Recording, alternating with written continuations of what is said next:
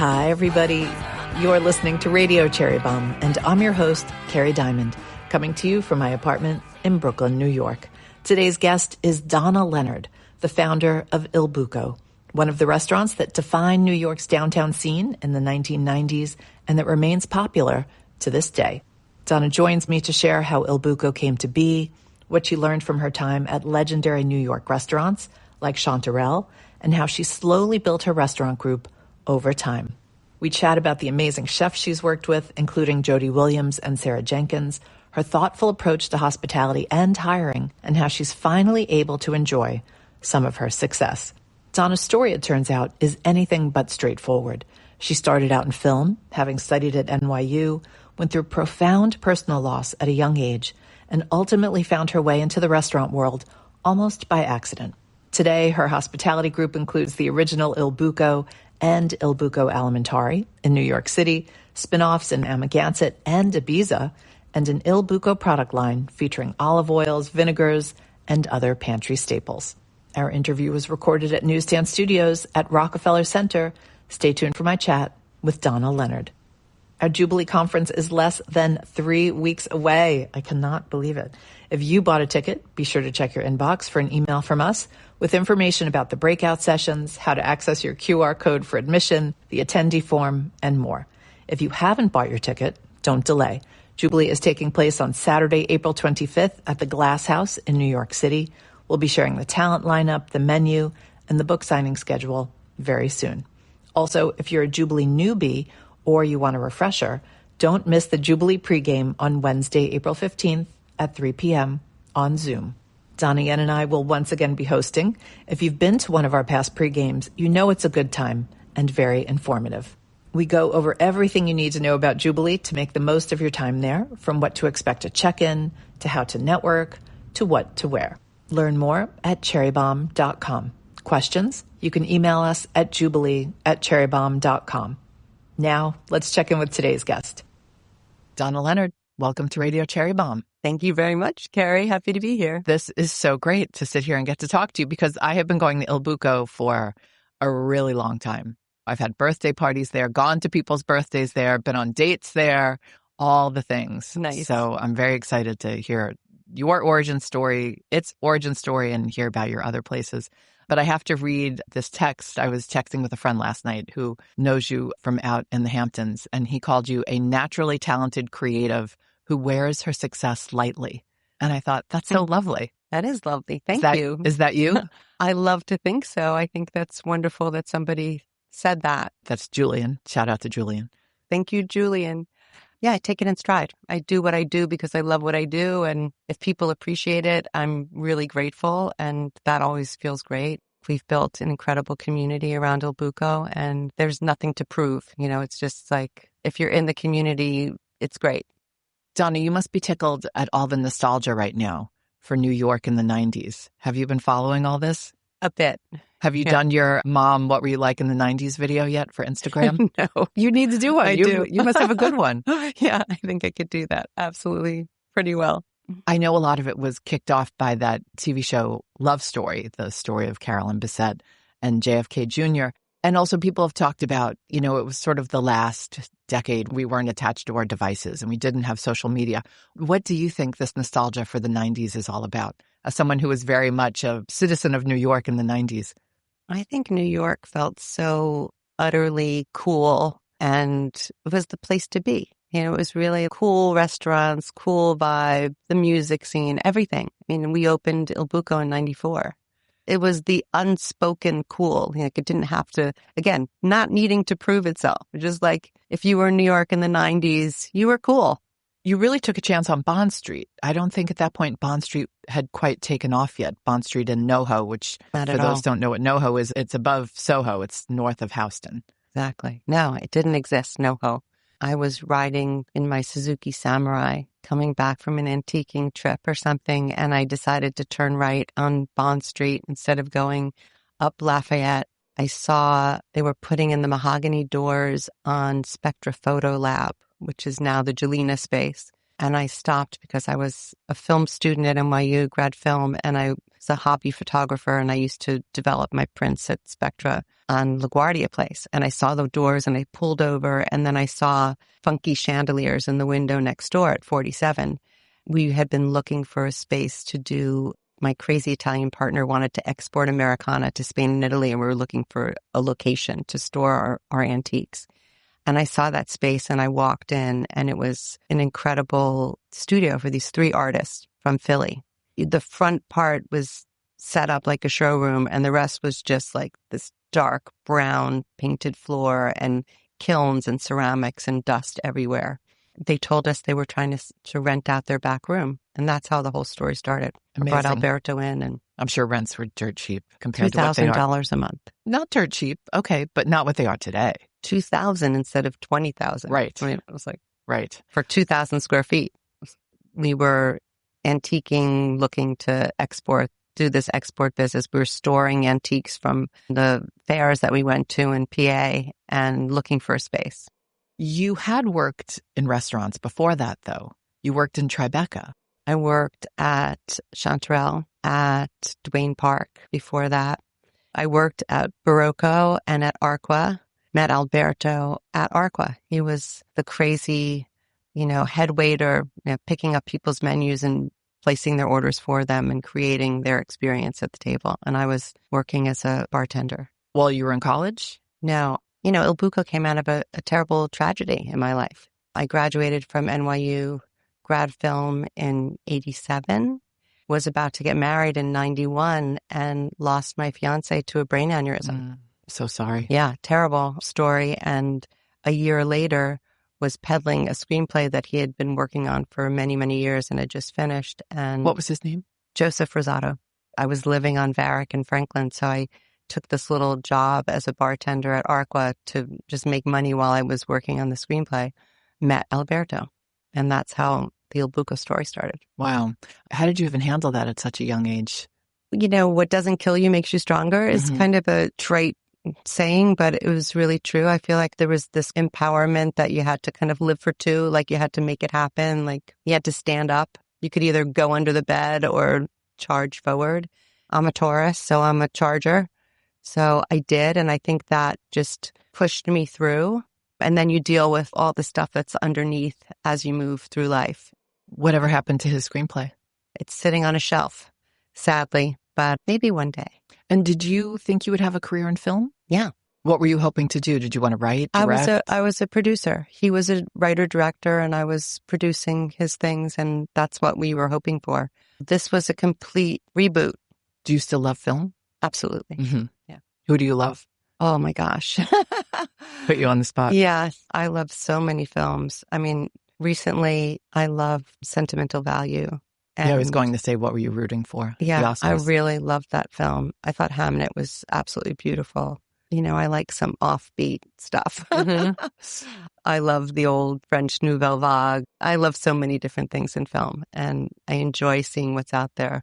Did you watch the film Nouvelle Vague? Yes. That was on Netflix recently. I watched that, and then I went back and watched Breathless. And it was so interesting to see the two of them together. Yeah. It's a little more sexist than I remembered. Yeah.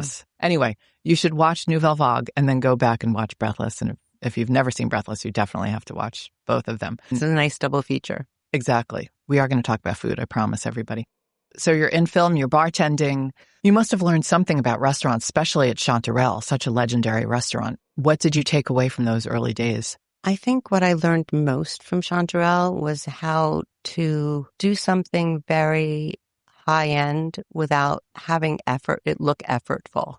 And I think they did an incredible job in hiring a wait staff that were just real people with real passions outside of the restaurant industry. A lot of artists, writers, just smart people who loved food and created a kind of relaxed atmosphere in a very high-end concept so that it always felt relaxed on the floor. And I thought that was wonderful and created the best kind of dining experience for the customer. How did you get into antiques? Alberto was crazy about Americana and antiques and honestly knew very little about the antique business. I mean, when I met him, he was like, I either want to move back to Europe or export Americana to Spain and Italy. And I was like, let's go. My life had shattered. I was like, let's go to Europe. I loved Europe. And he's like, no, I know just where to buy to find these antiques. There were these fairs all over Pennsylvania. So there we were in our little Suzuki Samurai, driving across 78, going to all these fairs. And back when you could still find things. Yeah. We had this couple that lived below the Finger Lakes who were at a bunch of the shows. And we had some big pieces we couldn't fit in our apartment, and they would store them for us. And then when we found the space, we went to visit them and spent a week antiquing with them and filled two 17-foot trucks and came back and opened Il Buco. Did you learn to appreciate antiques through all this? Totally. And I think the wonderful thing with Alberto is we shared this aesthetic. You know, it was a very common aesthetic that we had that kind of bound us together. And we bought what we loved. And then we learned about it as we went. You know, this couple and other people we met were soaking up all the information. And mostly we bought what we really thought was beautiful. And that's what made the space. We'll be right back with today's guest. If you are a fan of Radio Cherry Bombs, I would love for you to check out Cherry Bomb on Substack. We've got fresh content for you pretty much every day from the world of Cherry Bomb, and lots of it is free, including our recipes and our popular Friday newsletter. Subscribers get access to even more great stuff, like exclusive content from Cherry Bomb magazine, access to our monthly member meetings, and discounts to events like this year's Jubilee. A subscription is $6 per month or $55 annually.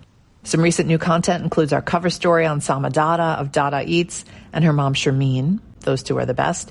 And a Q&A with superstar Demi Lovato about her new cookbook. For more, go to cherrybomb.substack.com. The link is in our show notes. Okay, so you're doing the antiques thing. How does it evolve into a restaurant?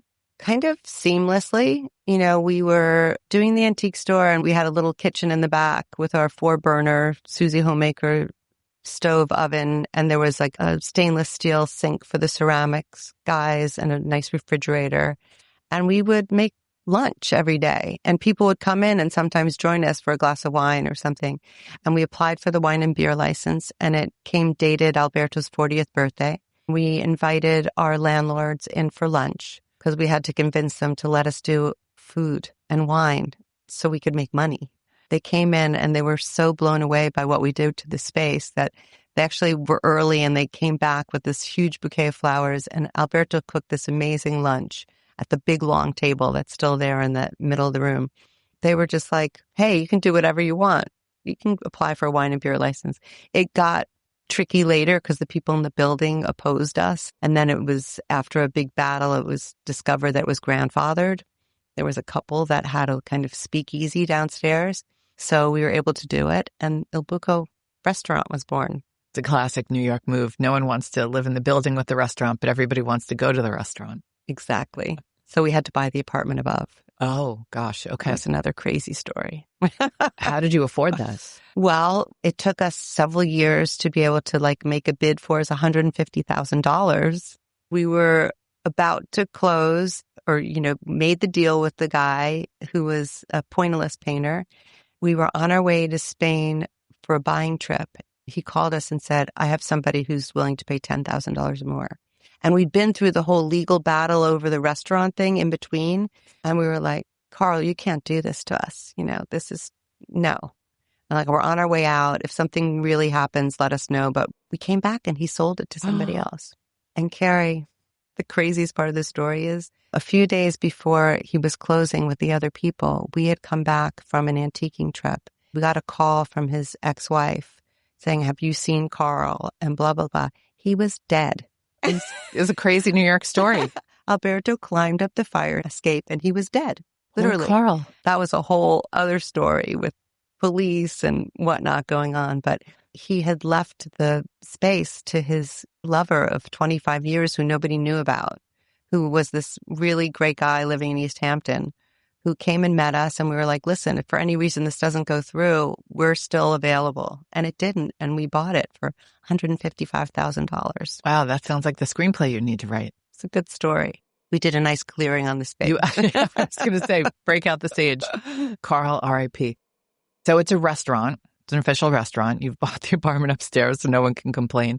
What was it, an Italian restaurant from the start? I mean, it really was like a Spanish tapas bar because Alberto was an expat from Italy who spent most of his time in Spain, in Galicia.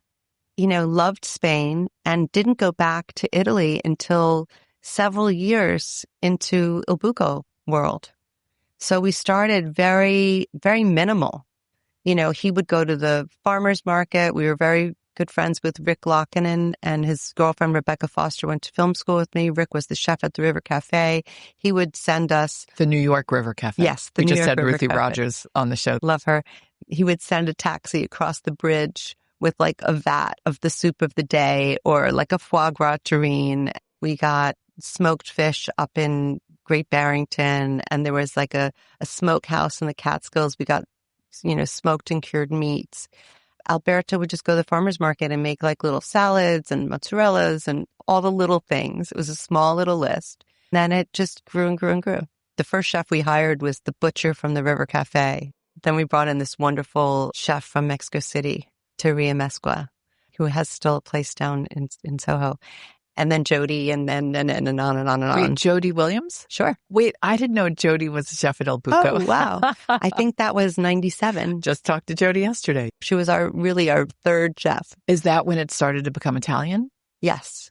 We had gone to Italy. Alberto was like, okay, back to his roots. And that's, I think, kind of what brought Jody in, our love for Jody and her time in Emilia-Romagna and her connections there. She's a really talented chef. When does it become the Il Buco we know today? Yeah, by then, in the late 90s, within a few years, it became more and more food focused. First it was like a list of little boutique wineries and some beers, a little list of tapas and this, and then the menu started to expand. Jody did a lot with the menu, for sure. And then we had that beautiful article in Gourmet magazine, David Rosengarten, as she was leaving. She was actually leaving during that time. So it was kind of a little bit wild. And then it just, was an organic evolution. Each chef came in and brought their touch. I mean, we had Gary Robbins. I mean, we had Sandro Fioriti. Rest in peace, Sandro. Big Sandro, amazing guy. Sarah Jenkins. Oh, Sarah Jenkins, right. Oh, yeah. Yeah, Sarah's up in Maine now. Yeah. Mm-hmm. That was like 2000, 2001. Is there anything that's still on the menu from those days? I think the shrimp, the gambas al sal, I think from the very first days. And then that tuna with the Corona beans and the fennel pollen was on for a very long time. We bring it back every once in a while, but I think those are, that's it. How often does your menu change? The appetizers change seasonally. The entrees are actually daily. Is there anything that's always on the menu that people would just be so upset if it disappeared? The kale salad, the gambas. What makes your kale salad unique? Ask Ignacio. That was Ignacio. I mean, it's the beautiful Tuscan kale and lots of anchovies, and it's Caesar dressing, a really delicious Caesar dressing. Yum. With lots of lemon and garlic and anchovy. When Ruthie was on the show, I told her how much I love her kale pesto from the River Cafe 30 book, and she said, we don't have anything called kale pesto. She said, we don't have kale pesto. What are you talking about? And it turned out it was the Cavolo Nero with rigatoni, and there are no nuts in it or anything. You boil it, and then you blend it with olive oil, and you boil it with some garlic also. Delicious. But it was so funny. She was like, you call that kale here? And she said, and there are no nuts in it. I was like, all right, so it's not kale pesto, but, if you love pesto, it's a good substitute in the winter. Details. Yeah, exactly. When do you start to expand and open additional restaurants? Oh, 17 years in, because forever. Alberto went back to Italy, bought property, couldn't stay still. We eventually split. Can I be nosy? Were you business partners and romantic partners? Yeah, and romantic. Okay. I even had the diamond in my safe. The diamond in your safe that was going to be your till it got ring? It got stolen. Yeah, he proposed, and I was like, no. He's like, keep the ring. I was like, no. The whole safe got stolen 10 or 15 years ago. Yeah, it was crazy. Oh, that's how, God, you have so many stories. Yeah, lots of little stories. Anyway, yeah, we separated. We each started our own families. Alimentari happened when I was getting married to my first husband, Luca Bonicioli from Trento. Yeah, my son was 4 years old. Well, we lost our salumi business, due to the Department of Health.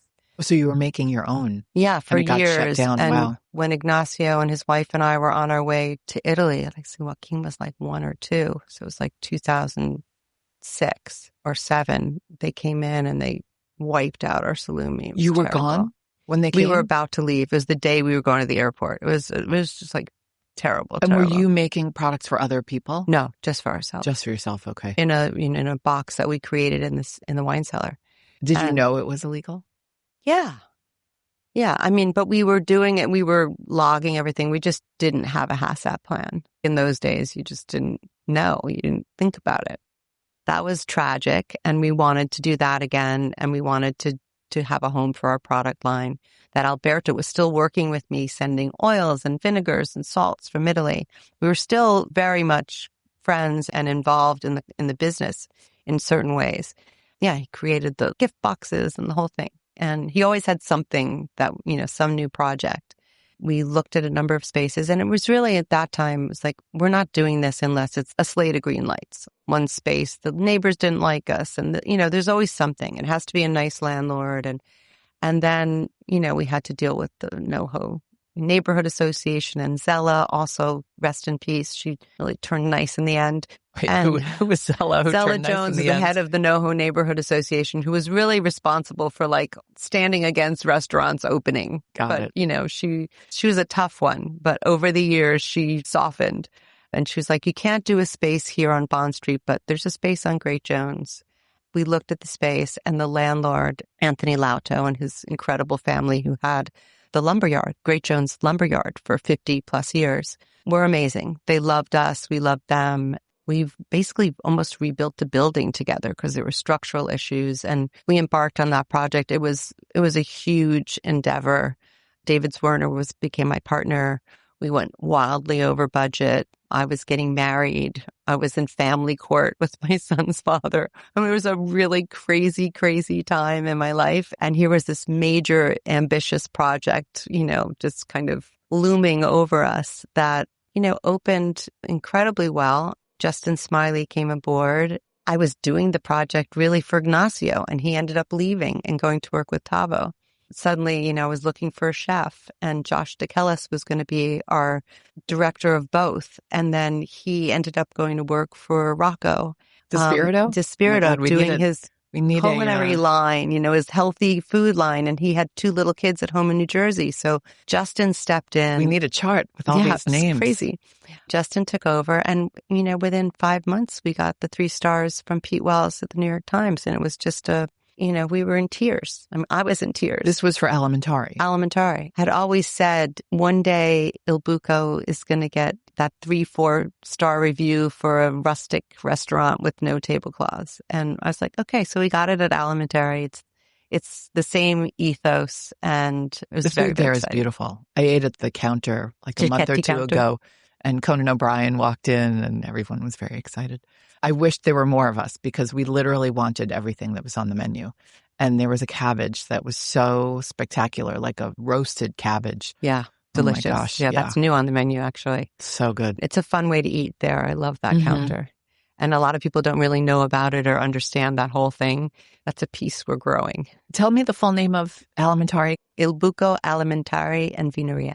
Vineria. And that's Vineria. The wine part. Yeah. And you've always loved wine. Yeah. That's been a big part of all your places. Absolutely. Yeah. And Roberto Paris is my 30-year best friend, godfather of my son, and, grew that wine program at Il Buco until a couple of years ago. Now Jared Roth has taken over, and Roberto's still in the sidelines, always the kind of mentor to the team. What did you open next? You opened 2 more places, right? We opened Bottega Il Buco in Ibiza, thanks to Alberto. How hands-on are you? That's not a subway ride away. Not at all right now. We finally, actually, my nephew, Danny Rubin, worked for me straight out of college 8 years ago. The restaurant in Spain? Yes, but he was graduating. He was like, I think I should do the Hillstone management program. And I was like, Do the Il Buco management program, kid. No, you should do the Il Buco training program.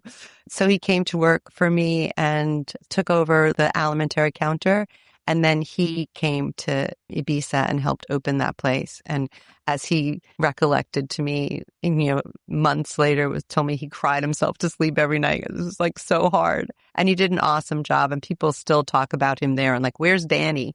We ran it for 7 years and it was money losing every year. The first project that just really kind of bombed, but it was in our hearts. So we kept trying and trying. We had COVID and this and that. And now we have a young couple, American couple who are living in London who moved to Ibiza with their kids who are running it for us. And now it's called Stevie alla Bottega Il Buco.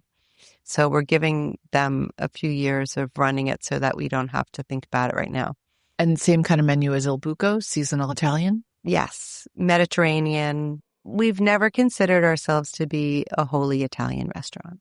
We really say People Mediterranean, will be surprised to hear that. Mother Italy, Tia Española. There's the Spanish, Portuguese, coastal French feeling. We borrow from all of that. And it's really fresh the best ingredients. What does Il Buco mean? Does it mean the mouth? No. And It's like everybody thinks that. It means the hole, like the hole in the wall. I didn't know that.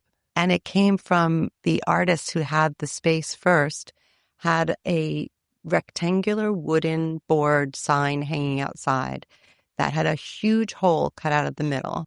It was painted in gold leaf. Alberto came over to see the space and it's like, Il Buco. His favorite film was I Soliti Ignoti, or Big Deal on Madonna Street with Mastriani and Vittorio Gassman, about these, petty thieves who like cut holes into the bakery trying to get to the bank. That's where it came from. And it was his and Roberto's fort in Foligno when they were young.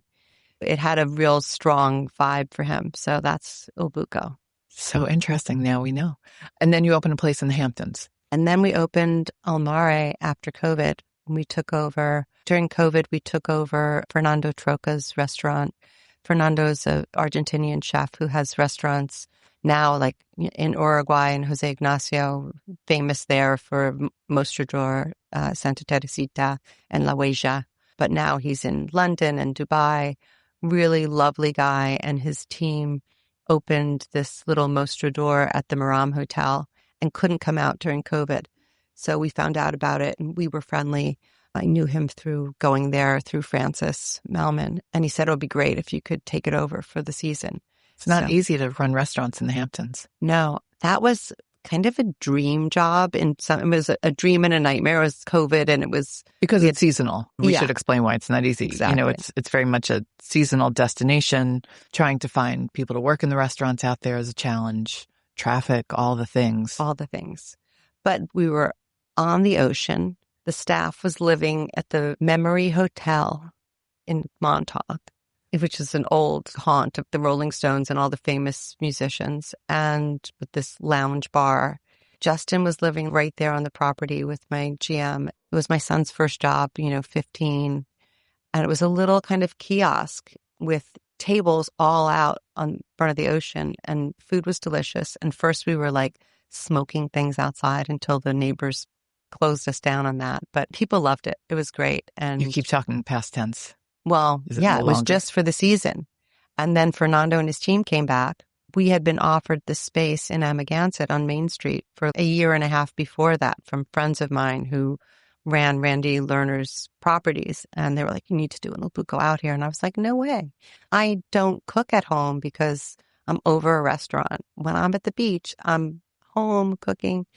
We finished the season and the guys were like, let's go see that place in Amagansett. And I'm like, okay, we'll go look.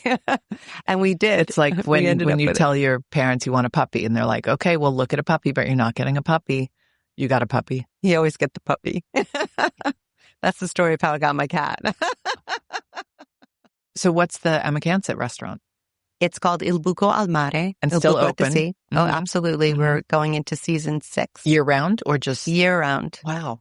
It's really become, a local favorite. It may be my favorite. It's actually so Do you want us to simple cut and that? delicious. No, you can put it in. Just don't What? tell my chefs at any restaurant. Okay, we won't. I love them. I love all my children the same. So luckily I only have one I was child. I was waiting for you to say that. I mean, Al Mare is just kind of joyous. It has that Il Buco fun energy and people love to be there. And I think People say, oh, how do you deal with the clientele in the Hamptons? People walk into that space and they're happy. It's just that thing. Sometimes you have a space that has a magic.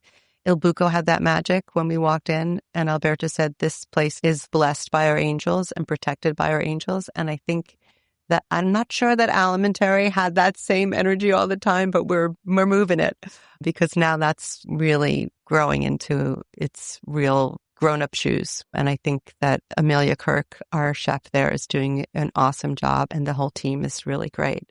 But yeah, I do love all my kids. We've been talking more at Cherry Bombe this year about how to run a successful business because there's way more opportunity for women these days. I mean, there's so many more female chefs in the city, bakers, restaurateurs, etc. But it remains really hard to run a successful food business, especially restaurants. If you had to distill it down to something, what would you say? What's been your secret all these years? It's really easy, Kerry. Maybe it's the hardest thing for a lot of people to get their heads around, or you don't think it's possible. But I think for Alberto and I, when we started, it's the same thing. Like, do what you love. Do it from your heart. It's not about creating a concept, doing something you think is going to sell.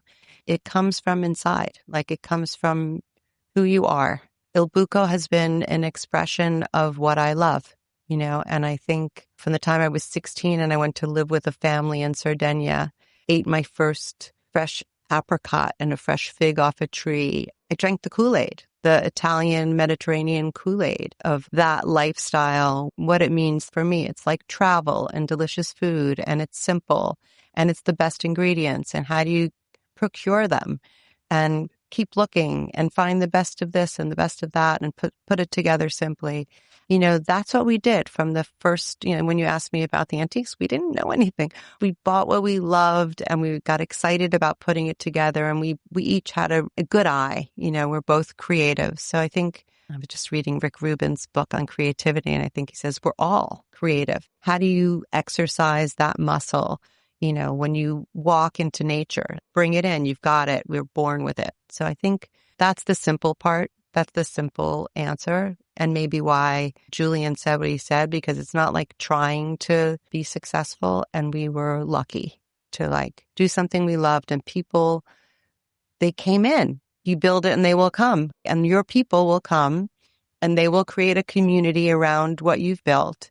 That community will feed you and feed itself, and then it keeps growing, and people keep coming back and talking about it and telling their people, and their people come in and the community grows. If it's thriving, then you've done something right. I think that's the simple message. I'm super blessed to have the people I have around me. Talk to me about hiring. What have you learned about hiring over the years? The hardest part. It's the very hardest part. And I think why I'm really blessed is because my nephew just came back. He left for 7 years, went to food studies at NYU, got into aquaculture. He's, a brilliant young man, not even 32. And he grew up coming to the restaurant and getting into the kitchen with the guys and cleaning mushrooms for Ignacio one summer, and just loved it. Called me up last April and said, I want to come back to hospitality. I miss it. I love feeding people. And he has that quality. That is the quality you need to look for when you're hiring. People who really get off on taking care of people, feeding people, finding the delicious things, turning people on to the delicious things naturally, not having to be a hard sell. The wait staff that are the best are the ones that just kind of love the food and they love where they are. And I think that's the magic sauce. So finding those people is really hard, and it's harder and harder. Like after COVID, it really got rough. And every once in a while, you get that little, special person that comes in, and then you want to just keep them. And that's the other thing. Like, how do you keep people? You have to hire from within and give people opportunity, guide them, nurture them. We have a situation right now where, talking about letting somebody go, and then it's like, but have we done everything to get the best of that person? Because everybody has their special skill set. And if you are able to nurture that, then they stay and grow. We've had a lot of people like that, and we have a lot of longevity in the team at Il Buco, and now it's growing at Alimentari because now we're 16 years in. We're not a little newbie anymore. my GM at Almari has been with me for 3 years. This is going to be her 4th year. She started as a bartender, and she's amazing. Stephanie. Yeah, that's what makes it. I've had a lot of chefs come and go, and each person brings, their heart in and their own special talents. I think that's also what keeps it interesting. It's changing, but everybody that comes in has that same philosophy of wanting the best ingredients and being able to work with those ingredients. I think that's the hardest thing in this business. And when I look at business in the Hamptons and why it's been impossible to eat in the Hamptons, I don't understand it. Okay, so we came in, and what did we do? We found, the best ingredients we could find, and we're doing it. I'll explain what you mean. Food is legendarily bad out there in restaurants. It's like I only ate at home. Mm-hmm. So like to be able to bring that in is important. And I think, to your point about women in business, I don't think that way. Okay. I'm going to, I love working with women, really love working with women, because I think that as a whole, and I'm generalizing men, but we're better communicators. We're more direct and focused and somehow organized, and we're multitaskers because that's what we do. That's great. I don't approach things that way. Oh, I'm a woman. I have to work harder. I've been fortunate, so I don't think. Maybe it's because we've been fortunate and successful and in so many ways that I don't think about it. But I love to surround myself with women, and I love the women in my company. I also love the men in my company. And now I have my nephew really taking over, and I'm stepping back and creative directing the ship. And I hired a COO, Andrew Lumsden, who's also wonderful. They're really pulling the profitability up and really honing in on all those details that I'm just exhausted from looking at them all. And, my son's 21. I'm living at my house at the beach. I bought a horse a few years ago, and I'm riding every day, and I want to, get the balance back into my life, which is great that I have that possibility now with Danny in the family. Well, I'm glad you hung on long enough to be able to enjoy some of your success. It's not easy. I feel really fortunate to have that. I think finding those people, whether they're your family members or other, is the key. Finding the people that you can communicate with, create with, have that kind of flow with. I also think it's good for people in our audience to hear this story, because not every restaurant has a positive ending like this. I'm so happy that for you, it's working out still. Well, I have to say that for the past 3 years, I went through 4 director of operations until Danny came back. And it was just like this terrible phase that you can hit where you're just not getting it right. People come in and you think they're going to be great, and it just doesn't quite work the way you think. Changing staff is enormously expensive. And painful. It's the most expensive thing because you're starting over and things get lost in the shuffle. And I think sometimes that's just the way life is. Being really attuned to the people that you think get your way of working and your concept and what you've built and can bring something, new to it or their own special something. Let's do a speed round. What beverage do you start the day with? That's so funny right now because now I'm starting with apple cider vinegar, but I was, I have my cortado in the morning. Oh, I love a cortado. What's always in your fridge?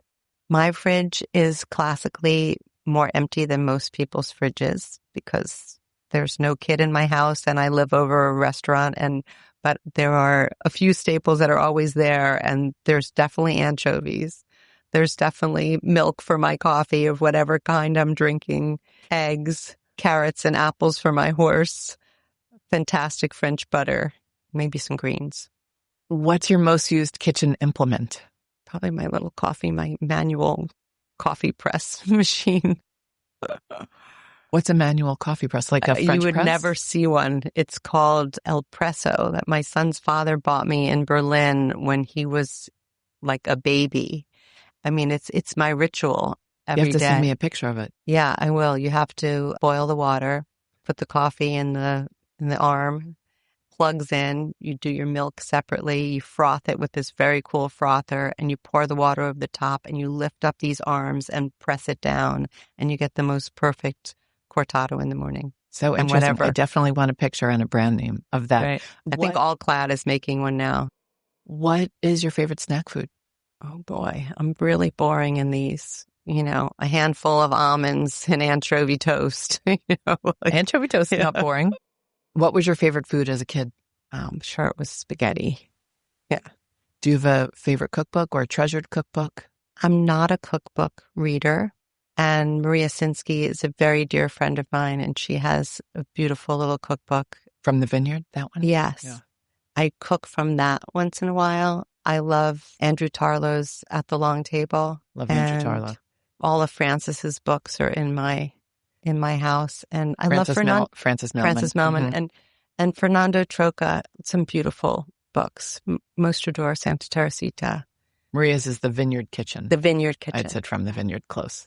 Since you're a film person, what's your favorite food film? Well, there's the obvious, Babette's Feast, The Big Night, all those. But I really love this film from Peter Greenaway called The Cook, the Thief, His Wife, and Her Lover. I think that's a fabulous one. A few people over the years have said that. I haven't seen that movie in decades. I need to finally rewatch that. I need to rewatch it too because... Yeah, it's been a while. Okay, last question. If you had to be trapped on a desert island with one food celebrity, who would it be and why? It would definitely be Francis Mellman. Yeah. That was my guess. He's a dear friend. I've known him now for 21 years. I know I wouldn't go hungry. We'd always have something to talk about. He's a brilliant guy, and we'd find ways to have fun every day. I was just in Uruguay and went to see him in Garçon, and we only had one day together, and he has this new little kitchen that he built in the middle of nowhere up in the hills above Garçon, and it looks almost like a little tree house. And he's like, come and have lunch with me up in the house. And it looks like you're in a tree house, and he's in this tiny little kitchen. He has a big outdoor, oven and everything, but he just, made us some simple salmon steaks and delicious breads, and we had delicious wine, and it was wonderful. So yeah, I know that he could forage and hunt and fish, and we would have a feast. You'd never want to leave the island with him in charge. Well, thank you so much for coming on the show, and congrats on just all your success and everything you've built, and for having a restaurant that is so beloved by New Yorkers. Thank you so much. Including myself. Thanks, Kerry. Francis Mellman has been a popular choice this year. I think writer Ella Quittner picked him the other month in her episode. Anyway, that's it for today's show. Thank you to Donna Lennard for joining me. Don't forget, Jubilee tickets are on sale at cherrybomb.com, and Jubilee is less than 3 weeks away. The link for tickets is in our show notes. Our theme song is by the band Tra La La. Joseph Hazen is a studio engineer for Newsstand Studios at Rockefeller Center. Our producers are Catherine Baker and Jenna Sadu. Our executive assistant is Bridget Pittman. And our head of partnerships is Rachel Close. Thanks for listening, everybody. You're the bomb.